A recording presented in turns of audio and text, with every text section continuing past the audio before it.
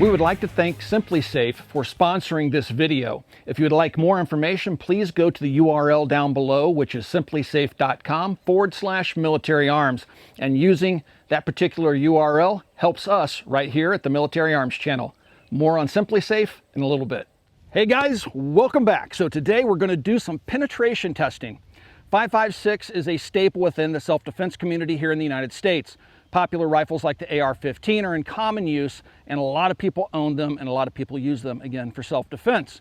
So what we're going to do today is a test of how each of these barrel lengths perform in terms of ballistics and penetration inside of a dwelling. The rifles that we're going to be using, well, it's a mixture of a rifle and two pistols. First will be a 16-inch barreled Colt.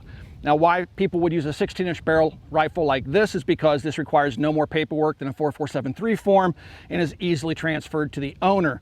If you go any shorter than this with an actual stock on here, now you get into the NFA realm, pay a $200 tax, and wait a year or more for Uncle Sam to give you permission to exercise your Second Amendment rights. So these are probably among the most popular, most common types of 5.56 rifles out there right now, ARs with 16-inch barrels. But the popularity of the brace has kind of changed the game. So now people can get shorter barrel lengths in 5.56. They're not technically rifles, they're pistols, and they use a brace manufactured by SB Tactical. In this case, we have an 11.5-inch barrel and a Sig Virtus, and all these pistols and rifles out here have a 1-in-7 twist. I should mention that as well.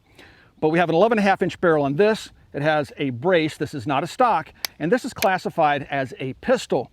Again, with the advent of the brace and the approval by the ATF, you'll see a lot of people rocking these days, and they use them for self-defense. So how will the 11.5-inch barrel stack up to the 16-inch barrel in penetration testing? That's something we're going to find out. Now, some folks really like to go short on the 5.56. I'm not an advocate of it. I think it's generally a bad idea, but you will find people with pistols like this or SBRs with a 10-inch barrel, and that's what this Sig has, is a 10-inch barrel on it, and it has a different style of brace, collapsing brace on it. We're going to use two different types of ammunition this afternoon. First, we're going to use, well, both these are military loads. This is the Mk311 Mod 3 50-grain frangible round loaded by Federal, and has been adopted by the U.S. military for CQB training. And the bullet is a powder that's compressed into a projectile, and if it hits anything solid, it tends to disintegrate very quickly, something like a steel target or a wall.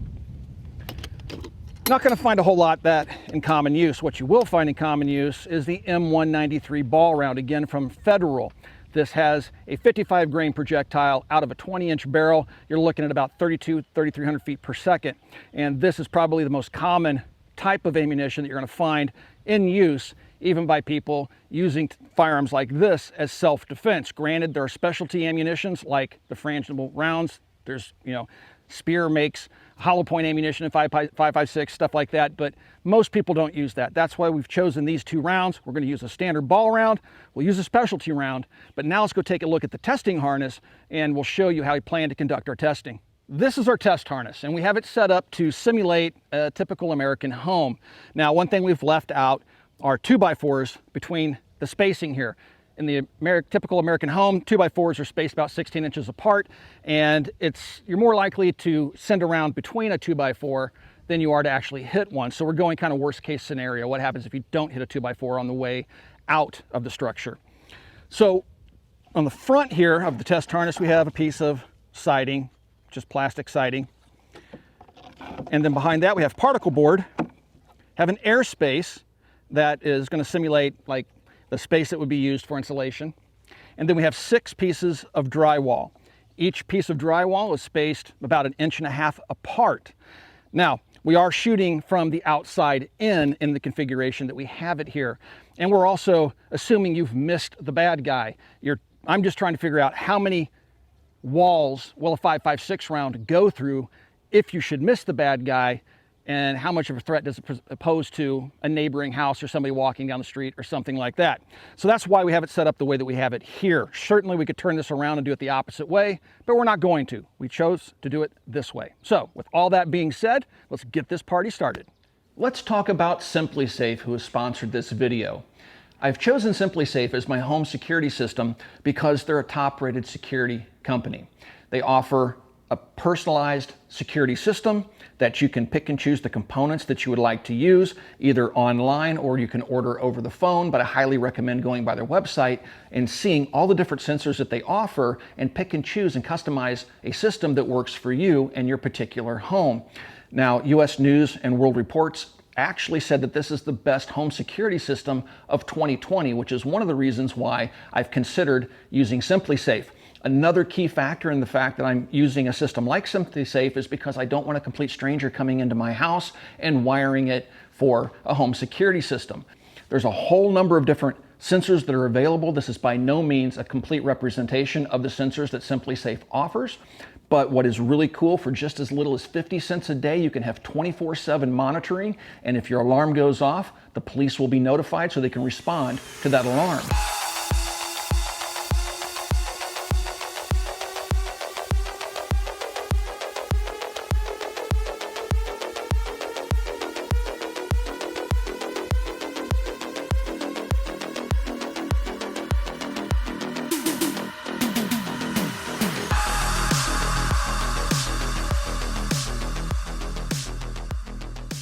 Setting up the SimpliSafe devices was really simple to do using the keypad and my mobile device.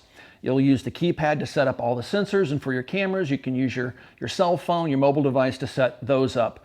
With the keypad, it has a little bracket which you can hang on by the door, so it's always there. So when you come in and want to disable the alarm, you just type in your PIN number and that turns the alarm off. Or you can use the cell phone application to arm and disarm the device. So overall, it's really simple. Guys, if you would like to pick up SimpliSafe, there is a URL down below. Please use that URL because it helps us here at the Military Arms channel. That's simplisafe.com/militaryarms. All right, guys, first test. We're going to take a 55 grain M193 ball round and we're going to fire it into our test harness down there. And let's see what we get.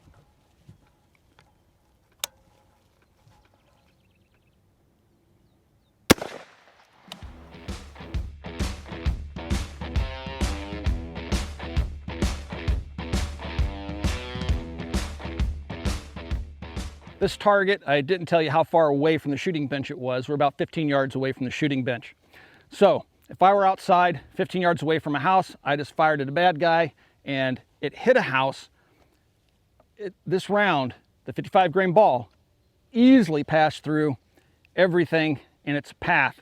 As a matter of fact, you can see where I shot at the bottom target. You can see where it came through the particle board, and then you can just see a slow progression as the bullet goes through the drywall, but the holes get bigger and bigger each time it hits another sheet of drywall.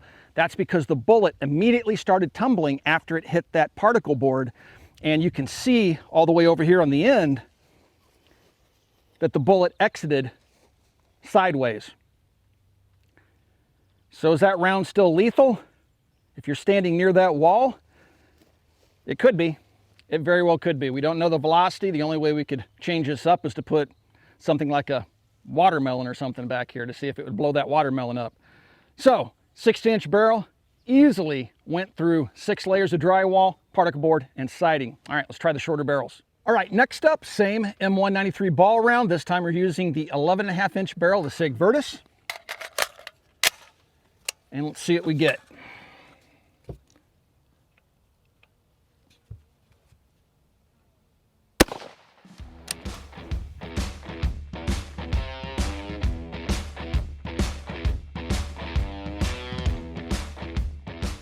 Well, not surprisingly so, we got about the same performance out of the 11.5-inch barrels we did the 16-inch barrel. Hit the particle board and the siding out front, traveled through, immediately started tumbling, and the bullet slowly dropped. But you can see how the bullet is dropping fairly quickly through the particle board, or through the drywall. And then once again, we have a nice side profile of a round that exited the last piece of drywall. Again, how lethal that may be, I don't know. I wouldn't want to get hit by it. Guys, don't tap out early. Stick around to the very end of the video because we got something really cool to show you. All right, guys, this time we're going to use the 10-inch barrel on the Sig using the same Federal M193 ball.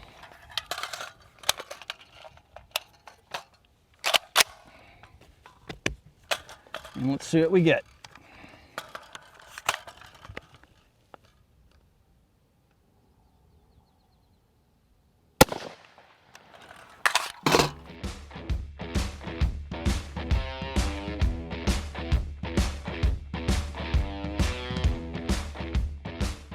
All right, guys, so the 10-inch barrel gun gave us pretty much the exact same performance in the same test media. So if you come around here, again, we saw the bullet immediately start to tumble. And now if you take a look at all three exits clearly show a bullet that is tumbling in flight. The size of the exit holes look to be about the same. So again, I wouldn't want to get hit with that round coming through that much drywall. The bullet's definitely tumbling, but being near that, could it be lethal? Yeah, it could be, because we have no way to actually measure the speed of that round as it's coming out of that drywall. So let's change things up, but we still have one more test to do before we do change things up. Let's use the frangible round, see what it does. Then let's change things up and change the layering that we have going on here. All right, guys, so now we're going to try the Mk311 Mod 3 Federal frangible ammunition with a 50 grain bullet out of the 16-inch barreled rifle. We're just going to fire one test. Now, with frangible ammunition like this is, in terms of military protocol, used for CQB training inside of environments where you don't want a bullet bouncing around inside of a structure. But some people would say using frangible ammunition in a home defense situation is a good idea. Now, I'm not going to throw my 2 cents in, because honestly, I've not tested this ammunition enough to have an opinion on that. We've not shot it into gel or anything else, and we will get around to doing that. But just so you know, we want to see what this ammunition does, because some folks are using frangible ammunition out of their 5.56 guns. We're using the longer barrel because, well, we don't want to do the test 3 more times. Okay, here we go.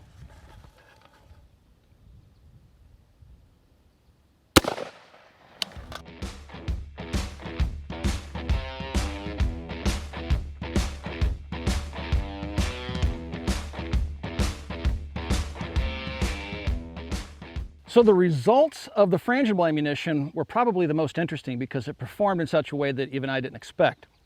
So it passed through the particle board. Looking on the inside, I can see the bullet had started to explode. And as you go through each panel, we're going to take it apart here and show you what each panel looks like. By the time we get to the end, where on the other 3 rounds we have a defined bullet profile of a tumbling bullet, here we just have a hole. So we have a high velocity powder exiting the side of the drywall. Would that be lethal? It's certainly going to be less lethal than this, because that bullet has already started to turn into dust. And why I say that is because if we take out a piece of siding,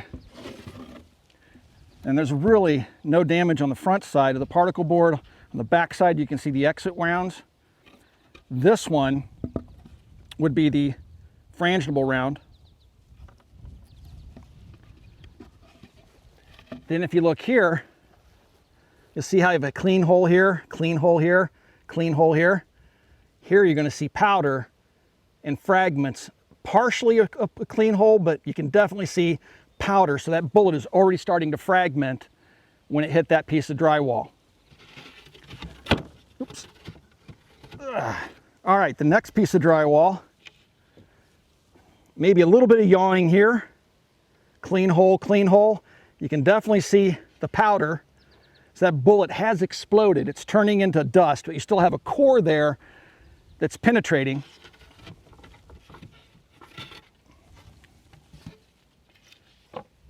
Here we can see yawing for sure. Yawing there, just starting to yaw. A bigger hole, and again you can see the powder from the drywall where it's starting to expand. Now you can see a real big difference. Definitely tumbling, definitely starting to tumble, definitely starting to tumble or tumbling. And the frangible bullet, definitely not in one piece anymore. It's just a high velocity powder moving through the drywall. If it hits you, it might not kill you, but it certainly hurt. Okay, clearly we have tumbling bullets here. And again, that bullet has turned to dust.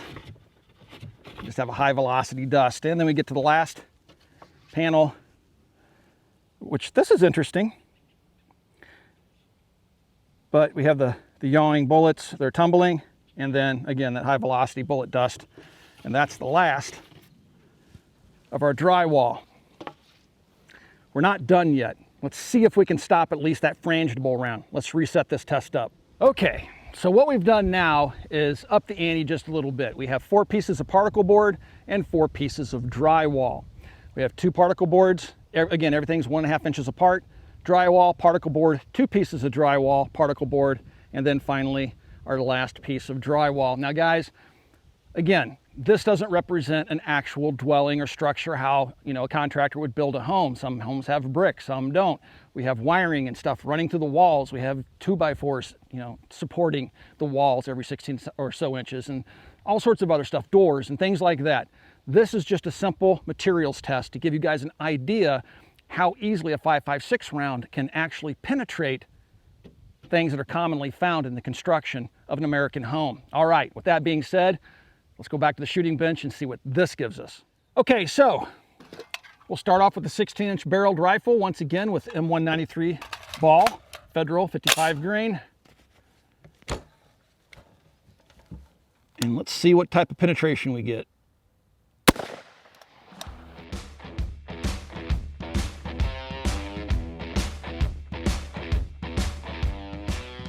So with 4 pieces of particle board and 4 pieces of drywall, the exit wound, if you want to call it that, exit hole, now the 16-inch barreled Colt doesn't look a whole lot different than when we had just 1 piece of particle board and 6 pieces of drywall.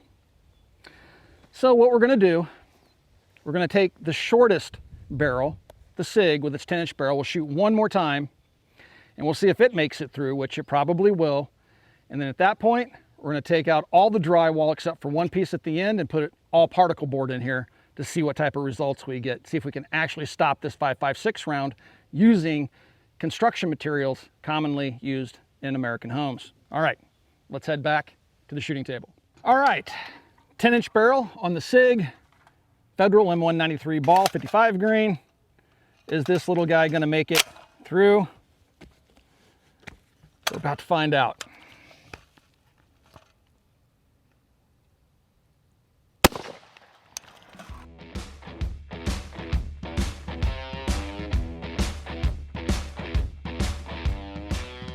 All right guys, so with the shortest barrel, shooting the M193 ball, we pretty much got the exact same performance that we can see without actually chronographing the bullet velocity. And that bullet went through 4 layers of particle board, 4 layers of drywall, and tumbled on the way out. Now it definitely looks like it was moving a little bit more slowly based on the exit destruction, but it still made it out. So here's what's interesting. We called a contractor that does contracting work, and he actually builds houses, and he explained to us that what we're simulating here is far more durable than the average American home. As a matter of fact, a lot of modern American homes will simply have an outer piece of siding, a 1/2 inch of foam board, then you're going to have that airspace with insulation in it, and then you're going to start into your drywall, and from there you go into the living space. So something that's not even as durable as this is what you're seeing a lot of homes going up around America right now being done. So in essence, by shooting through this at 15 yards, we're shooting clear through a house. Shooting clear through a house and exiting the other side, going through multiple rooms, interior rooms. And so when you hear stories in the news about a stray round hitting some child sitting on their bed, it didn't come through the window, it came through the walls. That's pretty interesting. All right, so let's do the frangible round. And if that makes it through, regardless if that makes it through or not, then we're going to put all particle board and just 1 piece of drywall at the end and see what happens. All right, let's get over there, use the frangible round out of the 16-inch barrel again and see if that makes a difference. It probably should, based on what I saw, but let's not make any assumptions. Let's see what it actually does. All right, guys, we're going to do a frangible round out of the 16-inch barrel Colt. Let's see what it gives us.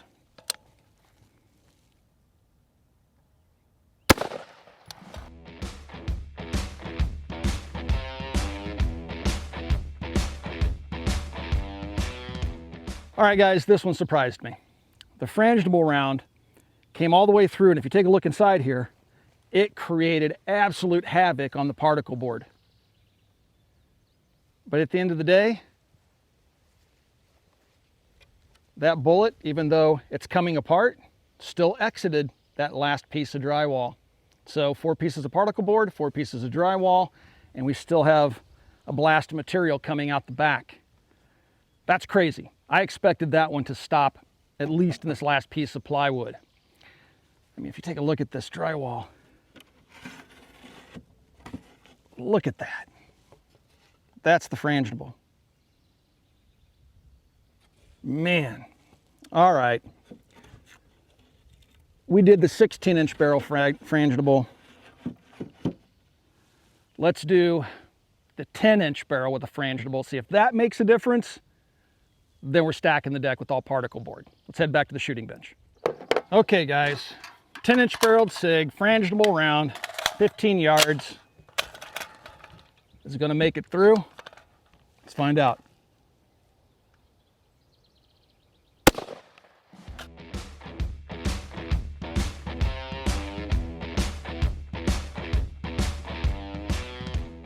All right, guys, the 10-inch barreled gun gave us very similar performance. What we saw in the slow-mo does look like just a high velocity powder coming out because we don't have a defined bullet hole. Nothing seems to be tumbling, and it blows up fairly early on. Leaves pretty nasty rip type holes in the test medium. So it's really interesting. So now we're going to go all particle board and see what happens. At this point, I'm going to vote on the side of the ball rounds are going to make it through. I just can't believe that frangible round will, but we're going to find out. All right, guys, we're running out of test medium. So what we're going to do is we have 7 pieces of particle board. Some of these we've already used, some of them are fresh, but we're going to shoot in the center where we haven't shot previously, and we have 2 shots left. So what we're going to do is use the short barreled 10-inch barreled SIG, and we're going to fire 1 M193 ball round and 1 frangible round and see what we get with 7 sheets of particle board. All right, let's head over to the shooting table. All right, guys, so we have 1 frangible round and 1 M93 ball round. I'm going to load the frangible round in the magazine first, ball round second. We're just going to take 2 shots here. All right, ball rounds up first, going low center.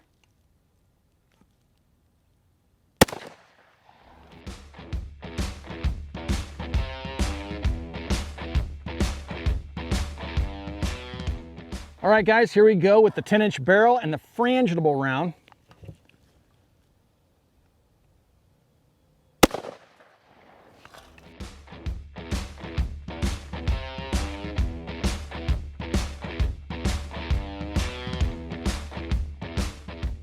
So what do you guys think happened? Do you think out of the short barreled SIG, the 10-inch barrel, do you think that ball round made it through? How about that frangible round? Well, the results are surprising, at least to me. If you come around here to the back, the ball round made it through, not surprised. 15 yards, I expected it to at this point. The frangible round, however, surprised me. Now, clearly, the bullet is not intact. It's a compressed powder, and that bullet is starting to come apart, clearly, based upon what we see, but it's still carrying through 7 layers of particle board. Now, if that round were to hit something solid, like a steel plate, rocks, things like that, the bullet's going to come apart very quickly and minimize the risk of a ricochet. But when talking about using that frangible round in this type of a setting, using construction materials that might be used in the construction of a home, we're still seeing stuff come through at a fairly high velocity. Now, how lethal that may be 10, 15 yards away from this, I can't say. We've tried to set up the chronograph, the lab radar that we have, but it can't track tumbling bullets. We discovered that when trying to get a bullet velocity with the Franklin Armory Reformation, when they had just, the straight rifling before the ATF made them illegal. We couldn't get a bullet velocity off of them. So we can't figure out how fast these rounds are actually exiting, but in the case of the ball round, I'm going to say that's still quite lethal, especially within the confines of a structure. All right, guys, if you would continue to like to see videos like this, please consider becoming a Patreon supporter. We're supported by you, our viewing audience. YouTube has long since ago demonetized us. So there's a link in the description below. Click that link to Patreon and consider becoming part of our Patreon family. Another alternative, right here on YouTube, there's a join button right underneath the video player that you're looking at right now. Click that join button and consider supporting us here again on YouTube. And last but not least, guys, please swing by and check out coppercustom.com. Thanks for 12 years of support. And for those of you sticking around, here's a little bit of an insider tip. In the future, we're going to do this with 300 Blackout, and then we're going to do it with PCCs or pistol caliber carbines. We'll talk to you guys soon. We are going to try like crazy to stop a ball round. We've taken all the material we have out here this afternoon, stacked it up, and we're going to shoot it with the 11.5-inch Virtus with an M193 ball round. Are we going to finally stop that bullet? Let's find out. All right, guys, M193 ball round, SIG Virtus, 11.5-inch barrel, everything we got. What's it going to do?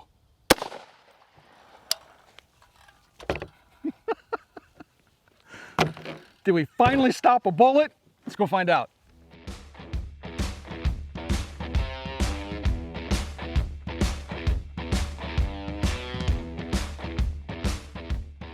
Guys, I don't know what to tell you. We shot through all this stuff and we finally stopped a bullet in the last sheet of particle board.